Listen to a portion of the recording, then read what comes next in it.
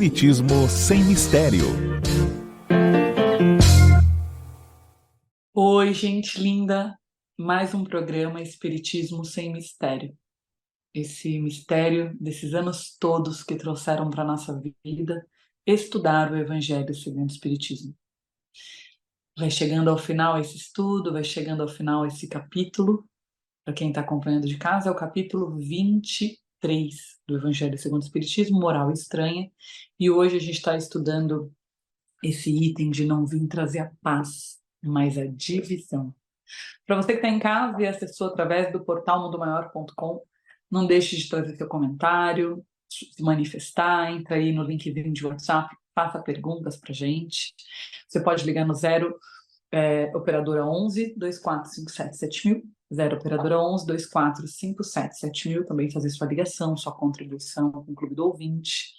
E aqui nesse portal mundomaior.com você vai ter acesso à Rádio Boa Nova, TV Mundo Maior e todos os veículos de comunicação que levam a doutrina espírita até o seu lar. Bem-vinda, irmã Eliana, que a gente possa trazer essa temática maravilhosa. Eu estava aqui pensando, né? Vim lançar fogo à terra. Moral estranha, né? Como é que eu venho para esse planeta trazer o fogo à terra, lançar fogo à terra? Esse item 9, de não vir trazer a paz, mas a divisão, esses ocultos, essas falas ocultas na fala do nosso querido Mestre Jesus, o quanto esse fogo, essa chama, por assim dizer, pode representar tantas coisas na nossa alma. Então, bem-vindos a todos, que a gente possa trazer a reflexão de hoje tão bela, tão importante. Cada um pegar lá o seu Evangelho segundo o Espiritismo. Eu estou aqui com o Evangelho segundo o Espiritismo de Estudo, da nossa querida irmã Eliana. Pega o seu também, abre, não vim trazer a paz, mas a divisão, item 9. Não penseis que vim trazer a paz à terra. Não, vim trazer a paz e sim a espada. Pois vim separar o homem de seu pai, e a filha de sua mãe, e a nora da sogra, e o homem terá como inimigo aqueles de sua casa. São Mateus 10, 34 a 36. E aí o item segue dizendo, não vim, o que ele veio fazer? Vim lançar o fogo à terra. E o que mais desejo, senão que ele se acenda, devo ser batizado com um batismo, e quão grande é minha angústia, até que ele se cumpra. Acreditais que vim trazer paz à terra? Não, eu vos asseguro, mas pelo contrário, a divisão, pois de hoje em diante se encontrarão 5 pessoas em uma casa. Ficarão umas contra as outras, 3 contra 2 e 2 contra 3. O pai contra o filho contra o pai, a mãe contra a filha e a filha contra a mãe, a sogra contra a nora e a nora contra a sogra. Ou seja, aí vem o estudo de hoje, né? Começa assim: será mesmo possível que Jesus, na sua doçura e bondade, tenha dito essas palavras? Vamos entender mais sobre isso com a nossa querida irmã Eliana? Bem-vinda, irmã querida. Bom Deus, com a presença excelsa de nossos irmãos que sempre estão caminhando conosco, o invisível mundo que nos acompanha. Nós estamos mergulhados é como se fosse uma névoa iluminada de luz que nos acompanha o caminho, como a travessia do povo no grande êxodo de libertação do seu escravismo, do escravagismo nas terras distantes do Egito. Assim, reunidos, vamos a mais um encontro do Esmese. E nessas paragens da tradição judaica, que Jesus mergulha nas paragens do deserto, da comunicação que ele tinha na época, que chegava, que era da Torá, do conhecimento trazido no relacionamento profundo com Deus, nas forma de nuvens de luz, de Espíritos Santos, que em forma de fogo, venham atear em nós esta luminosidade que nos faz ver Deus em toda parte, ternura em todo lugar, vida que sempre renasce, que nos dá um olhar de esperança, mesmo com um presente abarrotado de entrecortes e violências. Não será que é deste fogo que ele está falando aí? Quando lemos esse segundo momento da passagem da moral estranha, Será que o conceito de fogo no judaísmo, nas línguas que viviam e existiam, que eram muitas na época, que eram povos que se entrelaçavam, mais ou menos como a nossa pátria Brasil, em que reúne povos do Norte, Nordeste, Amazonas, Centro-Oeste, Sudeste, Sul, e chamavam-se de Aiperos. E desta camada e troca de credos, culturas, ensinamentos, que nasce a cultura, que envolve o Cristo, que permeia a vida cristã. E nós deveríamos olhar para esta gênese, o caldo cultural em que viveu Jesus, está lá no início do estudo do nosso Evangelho segundo o Espiritismo. As variáveis de todos os pensamentos que puderam chegar até o Cristo e construir com ele fora, além, lógico, de todo o cultivo da cultura judaica. Boa tarde, Esmese, mais uma vez, Espiritismo Sem Mistério, com vocês, a nossa gratidão. E aprendemos recentemente, estudando e aprofundando e meditando com a ciência Hellinger, que a gratidão ela é passada para frente. Tem um texto de Bert Hellinger lindíssimo chamado A Bola Dourada, que você recebe, por mais que você diz gratidão, gratidão, gratidão, é uma palavra. Ela acontece realmente no seu coração quando aquilo que você recebeu é passado para frente e você vê o outro crescer. Aí você sente uma alegria por ver o educador, principalmente, que a educação trouxe a mudança naquele ser. E aí você sorri, e aí você sente profundamente, como se uma frase estivesse escrito, ele não precisa nem dizer, gratidão ao meu professor. Assim também o filho não precisa dizer gratidão, né? A mãe não precisa receber gratidão, porque o filho crescendo, agindo, e a gente fala, nossa, valeu a pena tudo que eu vivi. Esse filho vai pegar essa bola dourada de Israel e passar para frente. E aí, então, esse filho verá no seu neto, será no seu filho, e a avó verá no seu neto a realização e a gratidão, em carne e osso, em vida, em ato concreto. Quando Jesus disse, vim trazer o fogo, ele veio trazer esse fogo maravilhoso. Então, nós vamos hoje rever esses conceitos, vamos ler à luz das ciências mais avançadas que a Terra já nos trouxe. Claro que temos pressa que esse fogo queime o que é velho, o que já não mais existe. Os campos, em verdade, para quem conhece um pouco de agronomia, sabe que de vez em quando as queimadas são importantes. Elas revigoram todo o subsolo e trazem à tona outros tantos de processos que estavam ocultos pelo tempo gasto do mesmo plantio. Foi necessário fogo para exterminar raízes que envenenavam a, a fertilidade do solo.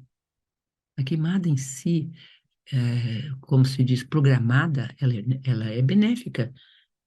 E em certos momentos do uso do solo, você vai precisar dele para revivê-lo. Vejam, então, quantos significados podem ter no fogo, fora o da fênix, que diz que da cinza renasces em seu voo. Será que nós não temos pressa que essa cultura do ter pegue fogo? Será que a gente não tem pressa que a cultura do ser renasça desse solo pisado por nós, sempre retornando ao mesmo ponto? Esse estudioso nosso bíblico diz aqui, os relacionamentos eternos da alma não melhoram com celeiros abarrotados, carros novos ou casas maiores. A nossa felicidade mais profunda não é influenciada pela quantidade de comida e bebida na mesa. As realidades profundas da vida não serão maiores se houver mais sucesso material em forma de status e dinheiro. Perdão, Jesus chamou esse homem em um dos seus momentos de tolo, porque ele se lembrou das coisas erradas, lembrou-se só dele mesmo. Nunca se ouviu um solilóquio tão repleto de pronomes na primeira pessoa do singular como nesse discurso do homem tolo. Então, lindos, nós vamos estudar essa parte aí no Caminhando com Jesus, esse discurso do homem tolo, no próximo programa nosso, nas quintas-feiras. Mas aqui, o que é importante aqui entender a que é que Jesus queria que o fogo da sabedoria, da sapiência, dos gestos futuros dominassem a terra, ou que essa terra nossa fosse queimada para que nascessem novas sementes que já estão plantadas em nós, porque Deus está na nossa consciência. Não tem aquela história do demônio que queria destruir a fé no homem? E aí são três demônios, um deles disse ao outro, vamos dizer que Deus não existe. Aí o segundo demônio fala para o primeiro, inútil, ele sabe que Deus existe, porque Deus deixou essa ciência em todos os seres. Tolo crer, né, nessa verdade, o segundo demônio quem diz. Aí o outro responde, mas isso nós vamos todos juntos no próximo programa. Aqui nós precisamos enfocar com carinho o primeiro momento. Então, nosso boa tarde, nosso carinho. Você aí, Juliciano, querido, a nossa querida Edi, a Regina, a Guiomar, não, Celina, querida, e todos e todas que estão trabalhando aí nessa montagem, nessa manutenção, backstage, não tão importante. Nosso Damião. Agora Damião está com essa corrente aí, com esse trabalho lindo de comentar filmes. Que coisa linda! Como bom a gente encontrar e no cinema metáforas de mudança da nossa vida. Muito linda a ideia, maravilhoso. Então, será possível que Jesus, a personificação da doçura e da bondade, tá vendo? Que um ser que diz aqui o Evangelho não cessou de pregar o amor ao próximo, tenha dito: eu não vim trazer a paz? Se ele é chamado o príncipe da paz, ele não veio trazer a paz? Não penseis que vim trazer a paz, relata. Então, essa primeira afirmação e essa primeira linha deve, sabe, estar em nós como assim, nossa, por que será que ele disse isso? Vamos problematizar isso, questionar, sabe, pensar. Ele não diria isso?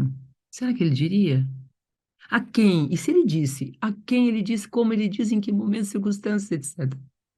É que vem o evangelho maravilhoso. Eu não vim trazer a paz, mas a espada. Vim separar, tá vendo? Vim jogar fogo à terra. Então, primeiro ele vem separar. Depois ele vem jogar fogo. São as duas grandes imagens que nós vamos trabalhar hoje. E fechou. Isso é moral estranho, porque a gente não sabe o que ele veio separar. Por que ele veio separar pai e filho? É claro que ele veio separar pai e filho. Só pode haver a verdadeira unidade quando as unidades estão completas. Senão não há unidade, só dá unicidade. Só há um. É preciso haver dois para haver unidade. Uma laranja não faz a unidade do pomar. Uma flor não faz a unidade do jardim. Um filho que é o pai não faz a unidade do seu sistema. Percebam, é profundo, é grande, século XXI, e nós estamos aí andando como quem busca saídas e não encontra. Bom, eu estou abrindo com essas pequenas palavras e vou passar para a Ana, que eu sinto que ela aqui no visor, dá para eu vê-la também, tem algumas coisinhas bonitas para dizer para nós. Então, eu não vim trazer a paz é a primeira, depois a gente fala do fogo. Ele pergunta: essas palavras não estarão em contradição com o seu ensinamento? Não haverá blasfêmia acreditar nele? É uma linguagem de conquistador sanguinário, devastador. Quer dizer, Kardec vem aqui, não é? Que não é nenhum espírito comentando, isso aqui são textos do Allan Kardec. Esse é um capítulo, o capítulo que não tem comentários de espíritos. Geralmente, todo o estudo de Kardec tem um estudo dele, das passagens de Jesus, e tem as mensagens dos Espíritos Santos. Fogo, né? Espírito que vem como fogo. Aqui no capítulo 23 não tem nenhuma. É só o estudo dele. Preocupado com a moral estranha e preocupado com quanto isso tem tirado do fiel, que fica na superfície dos conhecimentos, é natural, porque ele não é um teórico, não está estudando, faz a vida, e muitas vezes a igreja oculta os sentidos mais profundos disso, porque mexe com o status quo vigente. Como é que você vai dizer isso para uma pessoa que está com a vida voltada no ter? E o medo de perder né, as doações, né? Não entende que Zaqueu pode continuar Zaqueu, não importa. E ele pode muito bem trabalhar no ser, mesmo tendo mais, mais, mais. Aliás, a prosperidade nasce do dar. Dai, dar-se-vos-á. Quanto mais dá, mais vem. Ao contrário. Só que esse dar não é só um dar porque mais vem, senão vira um contrato com Deus, com o universo, com o destino. Esse contrato não dá certo porque o destino não nos obedece. E nem Deus nos obedece. Esse dar vem relacionado ao primeiro dar, que é dar sua gratidão àquele que te gerou e àquela que te gerou. Ele te passou a vida, que é a grande bola dourada. E você precisa continuar vivo se você quer a bênção lá de trás. Segundo traduções livres, da livre poesia, do texto livre da nossa alma. Né?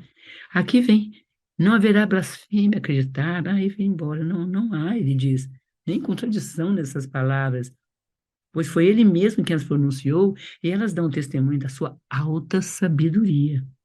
Somente, olha que lindo aqui, somente a forma não exprime com exatidão o seu pensamento, o que levou a enganos quanto ao seu verdadeiro sentido. Tomado ao pé da letra, tenderia a transformar sua missão inteiramente pacífica em uma missão bélica. E ali ele vai, então, desenvolvendo no 12, no 13, no 14, 15, 16 e 17. Lá no final, o Espiritismo vem realizar na época prevista as promessas do Cristo. Essa última linha, 18, maravilhosa. Essas palavras de Jesus devem, por entender-se, como as cóleras que ele previa que sua doutrina levantaria.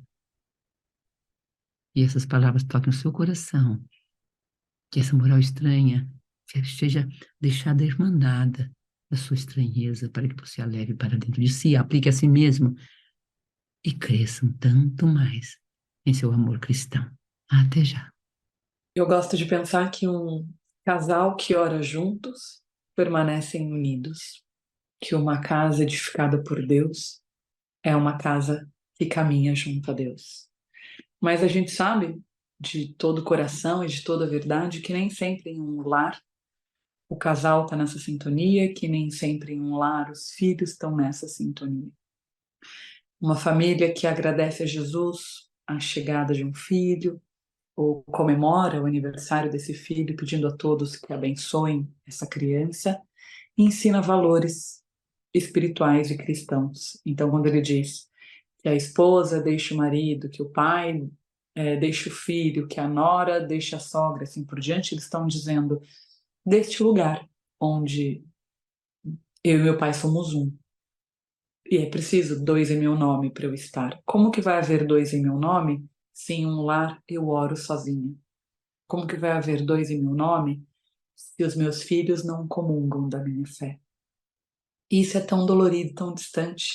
Eu vejo muito, como terapeuta, no trabalho terapêutico, muito quando a mãe ou o pai tem um caminho religioso e o parceiro ou a parceira não escolhem esse caminho, e essa criança segue dividida, sem fé, sem oração, sem destino, o quanto isso esvazia.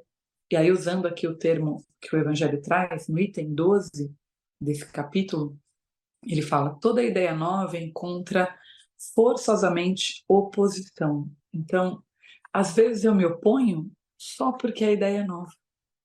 Às vezes eu me oponho só porque eu não conheço. E o medo desse desconhecido me leva a este lugar. Tem um exercício simples que eu queria contribuir aí, compartilhando com todo mundo, que é assim: toda vez que eu me comparo, toda vez que eu julgo, toda vez que eu reclamo e toda vez que eu generalizo, tem algum sentimento que eu não estou querendo ver, que eu não estou querendo acessar. Esse ou não é de Deus, né? É terra e céu, é a fé e o amor. Sou eu e o outro. O ou é da nossa criança ferida. E aí no finalzinho que a irmã acaba de ler, né? Essas palavras de Jesus devem, pois, entender-se como se com as cóleras que ele previa que a sua doutrina levantaria. O que é essa cólera? Quando que eu fico colérico? Quando que eu fico com raiva? Quando eu lido com o desconhecido. Quando eu tenho medo do desconhecido. Quando falta coragem para pagar o preço de viver essa vida cristã, de dar o testemunho, de viver a fé diante de tudo. Recentemente, eu vivi uma experiência que eu queria partilhar muito bonita sobre esse capítulo, que eu assisti uma grávida sofrendo um assalto e fui defender a grávida. E aí depois me perguntaram, deu em você na hora? É esse lugar do bom samaritano que não passa reto quando vê alguém em apuros. Onde a gente aprende isso? Num caminho com Deus. Então eu tenho muita gratidão de ser próxima da minha mãe, da nossa querida irmã Eliana, porque a gente comunga da mesma fé, comunga do mesmo ideal. E creio que seria muito solitário para ela, como seria muito solitário para mim, se os meus filhos não escolhessem esse caminho de serem boas pessoas, de darem a outra face, de aprenderem o caminho com Deus, de gostarem do ato de orar e de estar comungando com Jesus.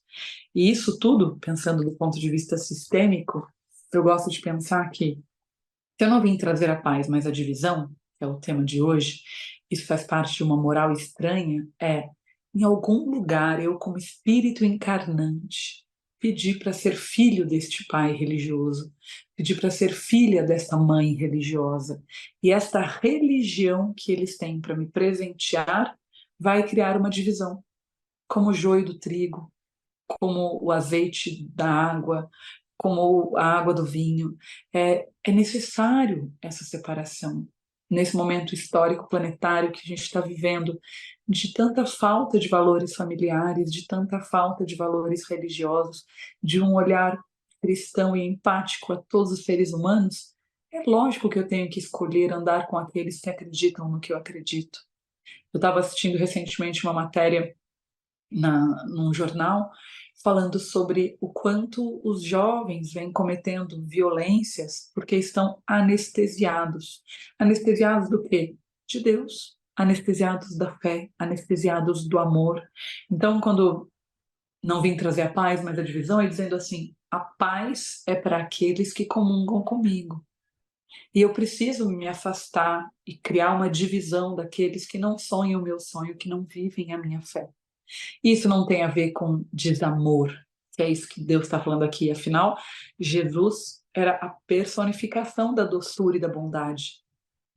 Doçura e bondade para aqueles que querem ouvir a minha voz. Para aqueles que não têm olhos de ver e ouvidos de ouvir, o caminho da dor também é um caminho de grande aprendizagem. Santo Agostinho chamava a dor de irmã, minha irmã dor. Então, ter fé de que o caminho que as pessoas escolhem, não junto a Deus, nem junto a um caminho religioso, nem junto a um caminho de fé, é um caminho árduo, dolorido, solitário, como um deserto, árido, árido, árido, em que eu posso sonhar com oásis ali à frente, mas para chegar nessa terra fértil, de águas claras, eu preciso estar com Deus. E essa é uma escolha nossa.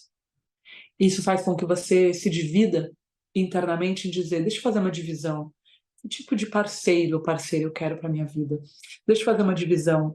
Que tipo de relacionamento eu quero ter com os meus pais? Só da superfície? Sentar no almoço de domingo, comer, cada um sem olhar para o outro, sentar de verdade em comunhão com Deus, fazer uma sessão de fotos na superfície, na máscara. Não, eu quero comungar na fé, na caridade, eu quero estar perto nos momentos difíceis, eu quero saber quando algo ruim acontece, todas essas circunstâncias de pertencer. Eu que trabalho com constelação familiar vejo muito isso. Qual é o estado de pertencência? Então, eu escolho pertencer a uma família religiosa. O que isso quer dizer para mim?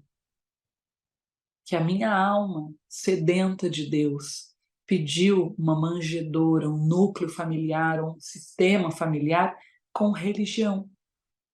E aí esta fome, hoje mais cedo, a irmã Eliana fez uma oração no Instagram dela às 9 horas da manhã falando sobre isso. Ela faz todos os dias, né? E aí nessa oração ela colocou esta fome de Deus, esta vontade de se alimentar do Espírito, esse desejo de sentir mais perto. Então, sim, você pode dizer para aqueles que você ama: eu não vim trazer a paz, mas a divisão. Eu quero dividir o joio do trigo, eu quero saber quem caminha comigo, quem sonha comigo, quem tem os meus valores, quem não fica em cima do muro e escolhe um lado. Eita, passo difícil, né, irmã? A gente vê amigos de uma vida inteira escolhendo o lado errado, a gente vê filhos amados que a gente carregou no ventre escolhendo um lado errado. E aí perseverar na fé, perseverar em Deus é uma moral estranha. Porque é como dizer, vou deixar meu filho, vou deixar minha parceira, vou deixar meu amigo de uma vida inteira. Não tem a ver com deixar, tem a ver com seguir com Deus e eles terem um lugar para voltar. Os anos vão passando na religião e eu percebo que eu sou muito mais procurada quando as pessoas estão em dor. Não só como terapeuta, mas como amiga, como irmã, sempre que a coisa aperta. Como que é no Espiritismo? Kardec faria? Como que você estudando aí as suas obras espirituais, o que isso quer dizer? Ou seja, ser a referência de Deus na vida das pessoas. Isso vai gerar divisão. Passo a palavra à nossa querida irmã Eliana. Que dia lindo. Gratidão por poder fazer parte, por ler e escutar essas palavras, né? Nas lutas mais terríveis, são as que esperavam pelos apóstolos. Então, para ser um apostolado, para as incalculáveis ideias que vão crescendo dentro da gente com Deus, para superar tudo isso, eu preciso entender que Cristo morreu na cruz por mim e ele antecede a minha cruz, ele antecede o meu sofrimento. Então é bem mais fácil, né, carregar a cruz numa cama confortável, debaixo de uma coberta quentinha, carregar a cruz cercado daqueles que você ama. Então eu sou muito grata pelos momentos que eu sou posta à prova e volto para um lar que me conforta, que me aquece. Vão-se os anéis, ficam seus dedos dentro da escolha dessa divisão. Não é, irmã querida? Ana Ariel, vão-se os anéis. Sigam os dedos, isso mesmo. É, vai embora o ter, né? Porque os anéis eu tiro, ponho, eu tenho anel. Mas os dedos são minha parte feita por Deus, no grande mistério da encarnação. Palavra linda, Ana. Nossa, emocionou-nos aqui. Lembra-nos aquela canção, aquela outra canção, quero que você termine com ela hoje. Lembra dela? Que fala um pouco disto, feita por nós. Muito linda. Moral estranha.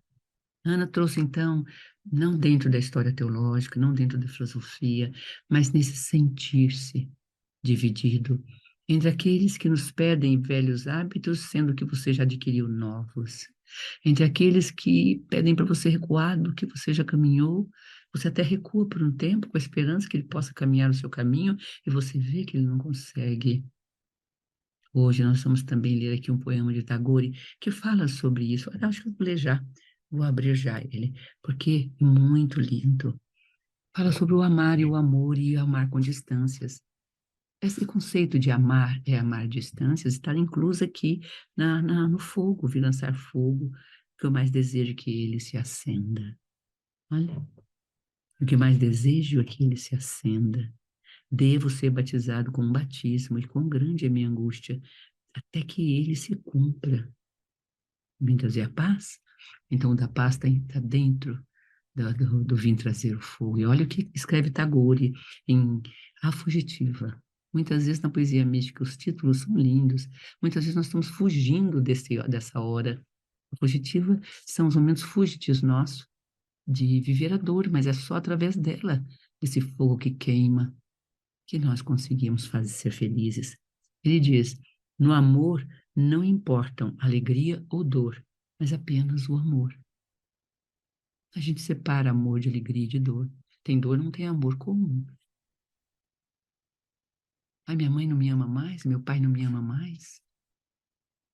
Porque há dor, porque algumas dores acontecem. Não, amar e dor não tem a ver. Eles permanecem, apenas o amor. Enquanto o amor livre ata, a desunião o mata. Porque o amor é laço que une. Olha que forte. Enquanto o amor livre, não das condições, se, não for do meu jeito, se, não for conforme eu quero, se, acabou. Ele vai desatar o laço que uniu no anterior. Quando as pessoas convivem e se separam, elas não amaram ainda. Por quê? Porque o amor é laço que une. E nada, como a gente já contou aqui, casos extremos que levam ao grande amor, que existe amor, em que o alcoolismo do parceiro ou da parceira, o mau caráter da parceira, ou, aliás, Guimarães Rosa tem um conto, agora me esqueci o nome, lindíssimo, da esposa que o abandona. E vai, tem outros encontros. Mas ele fala tão bem dessa mulher, ele vai contando, todo mundo que passa ali por ele, ele conta, olha, você achou esse tal fulano de tal, é uma pessoa assim, assim, assim, e conta uma história linda sobre ela, que não tem nada a ver com ela, mas era o laço de amor que os unia. E o amor faz com que ele conte coisas incríveis dela. E lá na frente, quando ela encontra com uma pessoa, fala, mas quem? Ela encontrou tanta gente falando, tantos homens falando daquela pessoa que ela quis conhecer. Esse homem que falava tão lindamente. É, emociona. E ela vai conhecer. E quando ela vai chegando perto, ela lembra das terras, ela lembra. Será? Foi o grande primeiro amor dela. E ela volta com ele. É um conto de Guimarães Rosa, que está falando isto de uma outra forma. O amor se acende com o amor. Olha o fogo aqui. Como o fogo se acende com o fogo. Você já acendeu fogo com o palito de fósforo apagado? O isqueiro que não acende? Não. Mas de onde saltou a primeira chama? Ela salta em ti, sob a vara da dor. Olha a importância da dor, o que a Ana acabou de falar aqui agora para nós.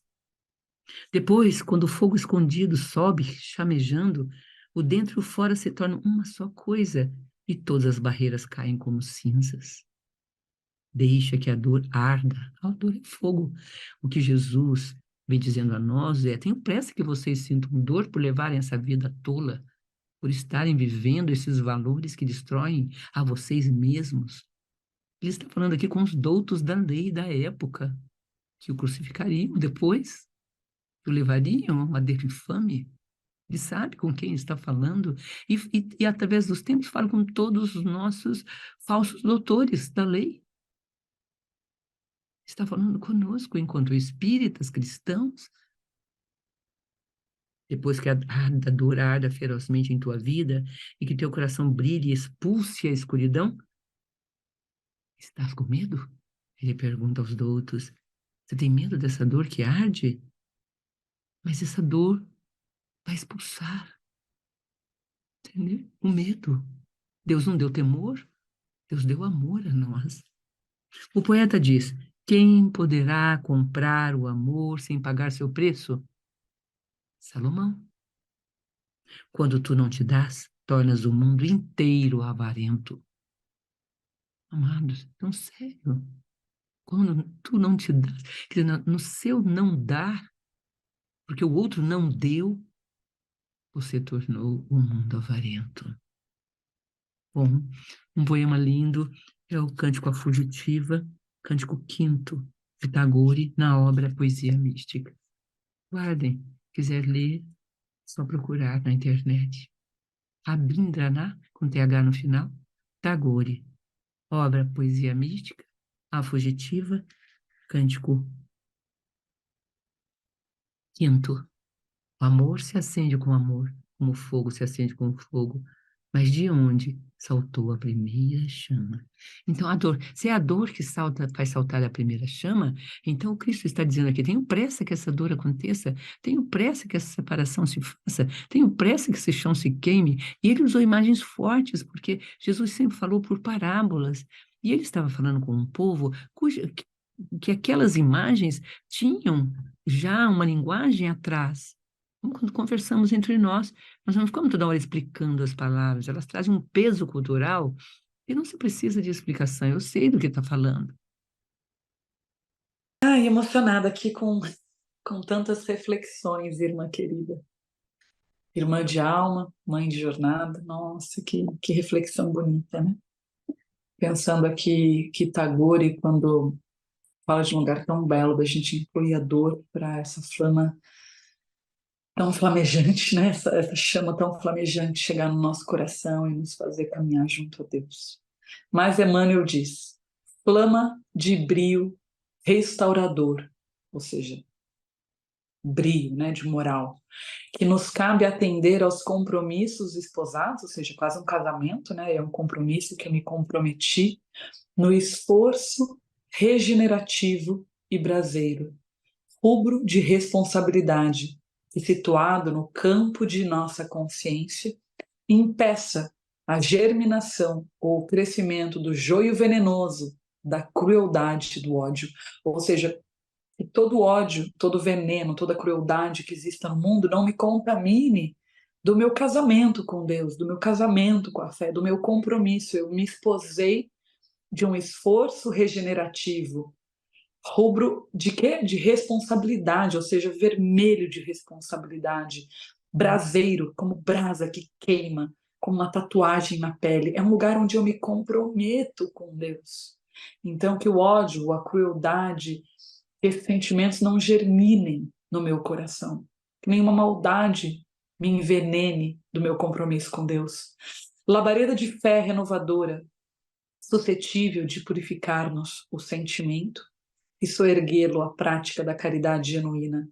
E pira ardente de amor que nos aprume a alma arrojada ao pó de velhas desilusões, a fim de que possamos penetrar, como filhos de Deus, o santuário da nossa sublimação para a divina imortalidade. Ou seja, a labareda dessa fé que renova e tem que estar suscetível, ou seja, é uma labareda, é um fogo vivo que vai se renovando e vai purificando os nossos sentimentos e vai erguendo a nossa prática de uma caridade genuína, um amor ardente.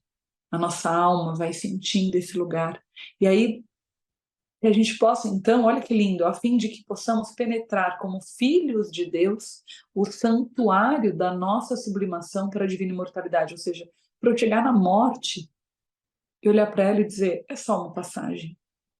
Para quem está doente, para quem está perdendo um ente querido, para quem tem medo da morte. Eu vi umas situações recentes nos últimos meses de familiares que eu fiquei com mais medo da morte. Medo de perder minha mãe, medo de perder meu parceiro, medo de não deixar meus filhos encaminhados. Quem não tem esses medos? E aí, como é que eu me preencho quando esse medo chega? A fim de que possamos penetrar como filhos de Deus o santuário do nossa sublimação para a divina imortalidade. Se ouvistes, pois, a palavra de Jesus, de certo conduzes contigo não mais o frio do desânimo, ou a paralisia da ociosidade, da queixa, porque você vai ter inflamado o próprio coração ao sol glorioso da compreensão e do trabalho incessante. Ou seja, quando chega o ócio, a paralisia, o desânimo, um coração frio. Se eu estiver com Deus, o meu coração vai estar cercado de luz e de sol, de compreensão. Eu vou ter vontade de trabalhar incessantemente diante da dor. Eu vou ser capaz de me levantar de qualquer vale da negação e da morte. Olha o que ele diz. Única força capaz de levantar-nos, enfim, do antigo vale de negação e da morte. Quem é o único? Deus, a nossa fé, o nosso caminho com Deus é a única força capaz de levantar-nos, enfim, do antigo vale da negação e da morte. Então, que a gente possa levar essas palavras, Deus, Deus, Deus, Mestre Jesus, que eu possa, como única força capaz de me levantar de todo o mal, de toda a morte, que eu me fortaleça em Ti, genuinamente que eu me preencha de Ti, que a minha alma não sofra com desilusões, porque ela está penetrada como filho de Deus nesse santuário de uma divina imortalidade, de uma consciência que eu sou uma alma eterna. Palavras lindas, irmã. Passo a palavra para a senhora com toda a gratidão por ter participado um pouquinho nessa flama reluzente de luz, para que a gente possa encerrar o programa de hoje nessa gratidão infinita. Eu estava lembrando daquela música linda que a gente fez na casinha. Há uma luz dentro de mim que conduz os meus passos. Toda vez que eu oro a Deus, ela brilha mais e mais. E aí a música segue, né? Há uma luz dentro de ti, deixe que ilumine o teu ser. Toda vez que eu oro a Deus, ela brilha mais e mais. E o refrão, para mim, que é o mais bonito, que é esse lugar que está falando da flama flamejante, que não importa quanta maldade chegue, quanto desamor aconteça, quanta crueldade nos permeie. E ela termina dizendo: não há tão linda luz quanto ser salva por ti. É uma amada dizendo para o seu amado.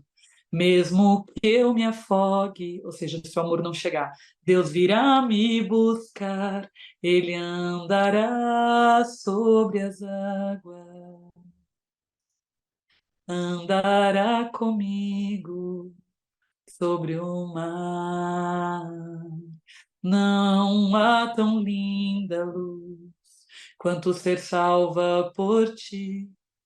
Caso eu me afogue, Deus virá me buscar, Ele andará sobre as águas, andará comigo sobre o mar. Ou seja, no momento de maior dor, se o seu pai não vir buscar você para uma visita, pais divorciados, se o seu parceiro não te pedir em casamento, se o seu chefe não te der o aumento, ainda assim, Deus vai vir te buscar e vai andar com você sobre as águas. E ter essa fé e essa certeza que Deus, inabalável no seu amor, no noivo mais fiel, no pai mais dedicado, ele vai te preencher. E vai te trazer uma paz que não pode germinar nenhum veneno. Você vai olhar para esse parceiro que ainda não está pronto. Você vai olhar para esse chefe que ainda não te reconhece. Você vai olhar para esse pai que ainda não sabe te amar e te tocar como deveria. E vai estar preenchido de Deus. E isso vai bastar. Muita paz. Gratidão pela oportunidade. E o nosso programa se encerra, o nosso encontro se encerra. Sim, poderíamos repetir toda essa fala do aqui e do agora, e nós faremos isso ao iniciar o próximo capítulo, capítulo 24, que será no próximo mês. Nós vamos fazer um resumo aqui, em síntese, só para vocês verem a beleza desse capítulo, para entrarmos, não coloquei a candeia sob o alqueire. Espera-nos, então, no próximo encontro, daqui a 15 dias, com muita alegria, com muita paz em nosso coração. Ah, levantando os versos de Tagores novamente, o amor, como ele disse, vamos guardar, que é essa mensagem do capítulo da moral estranha, e ainda nos é estranho amar, ainda nos é estranho a solidez do amor, a solidão do amar. Não importa que se o outro ama ou não ama, o outro ama quando ama do modo como ele ama, é simples assim. É o que diz Tagore, no amor não importa a alegria ou dor, mas apenas o amor. Não amamos porque o outro nos ama. Essa condicionalidade no ato de amar mata o próprio amar. É incondicional e nós temos meios de crescer para essa direção se não olharmos para os limites que temos vivido de dores tão profundas, porque pedimos a quem são vidros que sejam diamantes. Amamos diamantes, não vidros, então não amamos, dizia já nosso querido Vieira, Padre Vieira, nos seus sermões. Enquanto o amor livre ata, nós temos que ser livres de condições, senão ele desata, ele separa, porque o amor é laço que une. E o amor se acende com amor, e então com o fogo se acende com a dor. Como o fogo se acende com fogo. Assim encerramos nosso encontro com todo o carinho, com a quem poderá comprar o amor sem pagar seu preço. É isso que Jesus está nos ensinando. Não vim trazer a paz, mas a divisão, e vim trazer o fogo. Que essa chama se acenda em seu coração, que essa canção de Ana ilumine os seus dias e suas horas. Com Jesus em nossos corações, encerramos. Pai, de bondade e de amor, Mãe, eterna e benéfica, céu e terra se unindo, compondo esse hino, a luz que brilha. E ele disse: brilhe a vossa luz. Beijos.